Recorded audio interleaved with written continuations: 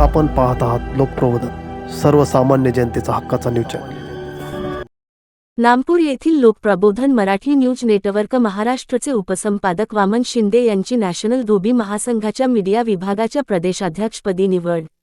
बागलाण तालुक्यातील नामपूर येथील पत्रकार व सामाजिक कार्यकर्ते, लोकप्रबोधन मराठी न्यूज नेटवर्क महाराष्ट्रचे उपसंपादक वामन शिंदे यांची नॅशनल धोबी महासंघाच्या मीडिया विभागाच्या प्रदेशाध्यक्षपदी निवड करण्यात आली।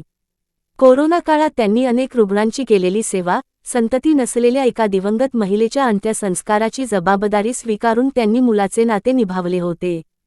त्यांच्या उल्लेखनीय सामाजिक कार्याची दखल घेत त्यांना विविध राज्यस्तरीय पुरस्कारांनी गौरविण्यात आले। मित्र वामन भाऊ शिंदे यांना नॅशनल धोबी महासंघ यांच्या वतीने महाराष्ट्र मीडिया प्रमुखपदी त्यांची निवड करण्यात आलेली आहे। या ठिकाणी आमचे सर्व पत्रकार जमा झालेले आहेत। आमचे ज्येष्ठ मार्गदर्शक शरद नेरकर दादा यांच्या कार्यालयामध्ये आम्ही या ठिकाणी यांच्या कार्याचा गौरव म्हणून वामन भाऊ शिंदे यांचा या ठिकाणी सत्कार करत आहोत। त्यांची भविष्य काळामध्ये सुद्धा अशीच प्रगती होत राहो, आम्ही नामपूर शहर पत्रकार संघ त्यांच्या पाठीशी खंबीरपणे उभे राहून। भाऊ शिंदे हा एक तळागाळातला कार्यकर्ता आहे। त्यांच्या सामाजिक पातळीवरती त्यांना जी जबाबदारी देण्यात आलेली आहे ती जबाबदारी ते निश्चितपणे यशस्वीपणे पार पाडतील।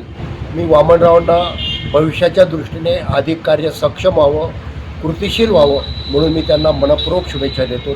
आवाक्यापेक्षा मोठी जबाबदारी पार पाडण्यामध्ये आमचे मित्र वामनभाऊ शिंदे यांचा हातखंडा आहे आणि या नामपूरसारख्या शहरात राहून आज राज्याचं काम सांभाळण्याची जबाबदारी त्यांच्यावर आलेली आहे।